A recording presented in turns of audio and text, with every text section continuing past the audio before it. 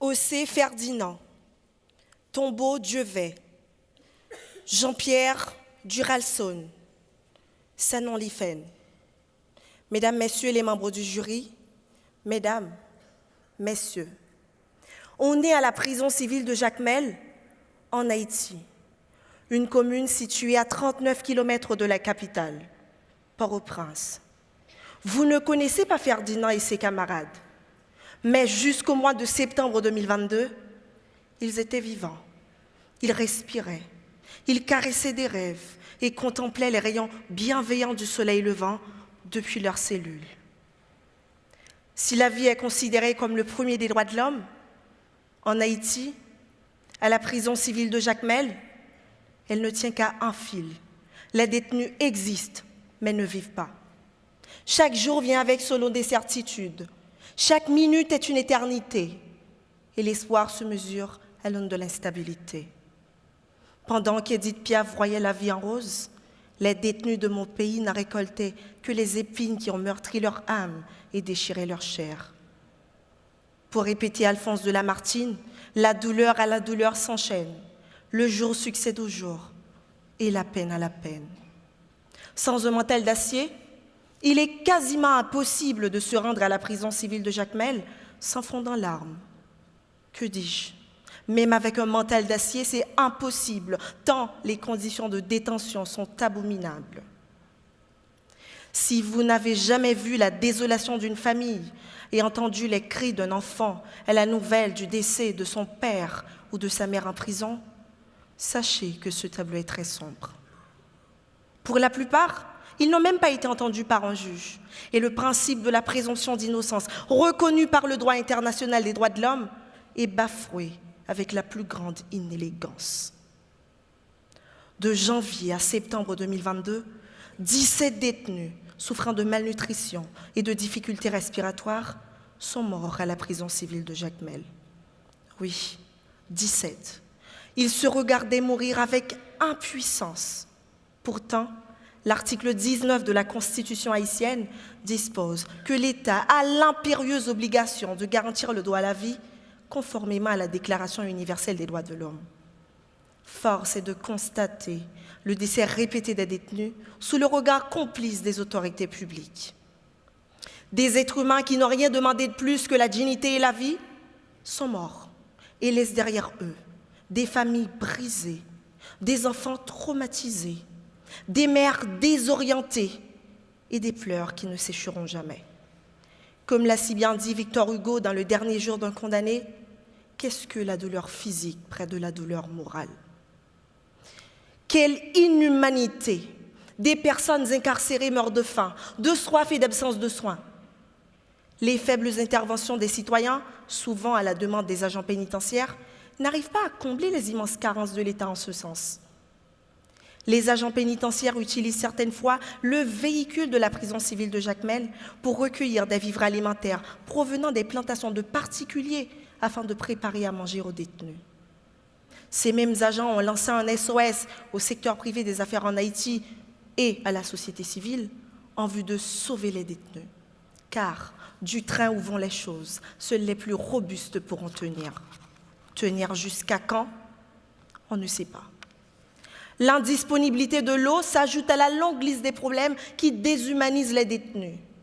Moins de 4 litres d'eau par jour pour boire, se doucher et se brosser les dents.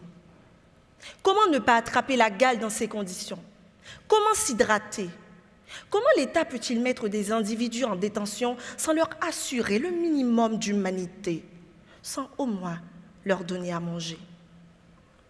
Aller à la prison civile de Jacmel, c'est l'une des pires choses qu'on puisse souhaiter à quelqu'un, même à ses pires ennemis. C'est le lieu des oubliés, des maltraités, des torturés et des désespérés. C'est l'endroit où les détenus apprennent à philosopher sur la souffrance, tant elle devient un mode de vie. À force de côtoyer l'indifférence, elle finit par les habiter, à définir ce qu'ils sont ou ce qu'ils pensent être. Je pense encore à ces mots empreints de dégoût prononcés par une ancienne détenue quelques heures après sa libération. Tous les jours, je me demandais si j'étais encore un être humain. L'État haïtien a oublié qu'on ne torture pas, encore moins en prison. On punit, et bien sûr, la peine ne supprime pas le respect des droits humains. On peut punir sans déshumaniser. On peut punir sans humilier. On peut punir sans enlever la dignité. Oui, on peut.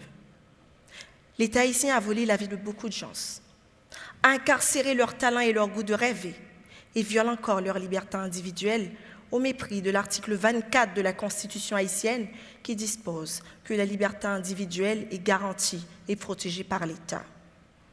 À l'évidence, nous avons un État en faillite, un système judiciaire défaillant, ruiné par la corruption, quasiment dysfonctionnel. Et l'une des conséquences immédiates est la détention préventive prolongée. En Haïti, des détenus passent 4, 5, 10 ans en détention préventive prolongée, très très prolongée, sans que la justice ne se prononce sur leur cas. Pourtant, l'article 26 de la Constitution haïtienne dispose que nul ne peut être maintenu en détention s'il n'a comparu dans les 48 heures qui suivent son arrestation par devant un juge appelé à statuer sur sa légalité. Dans le même sens, l'article 14, alinéa 3.c du Pacte international relatif aux droits civils et politiques prévoit que toute personne accusée d'une infraction a droit, en pleine égalité, à être jugée sans retard excessif. Cependant, plus de 83% des personnes privées de liberté en Haïti n'ont pas encore été jugées. Elles ne sont ni jugées ni condamnées. Elles continuent à subir leur vie, à mourir de faim, à s'adapter aux conditions crasseuses, au manque de soins et à l'insalubrité. L'article 5, alinéa 2 de la Convention américaine des droits de l'homme, ratifiée en Haïti, prévoit que nul ne peut être soumis à la torture, ni à des peines ou traitements cruels, inhumains ou dégradants. Toute personne privée de sa liberté sera traitée avec le respect dû à la dignité inhérente à la personne humaine. Il faut préciser qu'en application de l'article 276-2 de la Constitution haïtienne, les traités ou accords internationaux, une fois sanctionnés, ratifiés dans les formes prévues par la Constitution, font partie de la législation du pays. C'est-à-dire que l'État haïtien a l'obligation positive de traiter les détenus avec dignité sur son territoire. Hélas, quelle douleur malgré tout de voir des détenus qui souffrent de malnutrition, de tuberculose, de VIH, d'anémie sévère, dorment à même le sol, font leurs besoins dans des seaux et sont obligés de supporter l'odeur pendant plusieurs jours puisqu'ils ne sont pas régulièrement vidés. Un seul repas par jour, aucun suivi sur les dossiers, aucune garantie judiciaire. Il n'y a que la frustration, le désespoir, la maltraitance et la résignation.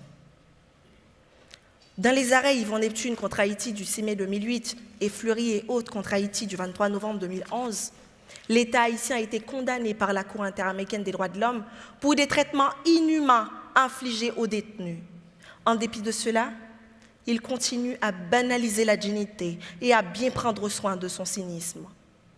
Si Thomas Hobbes dans le Léviathan dit que l'homme est un loup pour l'homme, j'ai envie de vous dire que l'État haïtien est un loup pour les détenus de la prison civile de Jacmel, car il leur inflige la souffrance et les force à l'ingurgiter jusqu'à l'agonie. La prison civile de Jacmel, construite pour héberger 100 à 120 détenus, est aujourd'hui la scène sur laquelle environ 700 détenus jouent au jour le jour un mauvais film, un film macabre et inoubliable. Environ 700 détenus, y compris des femmes et des mineurs, en insécurité alimentaire et entassés comme des sardines. Si la surface minimale requise par détenu est d'environ 5 mètres carrés, ne soyez pas interloqués si je vous dis que certains détenus ne disposent qu'un demi-mètre carré comme espace vital.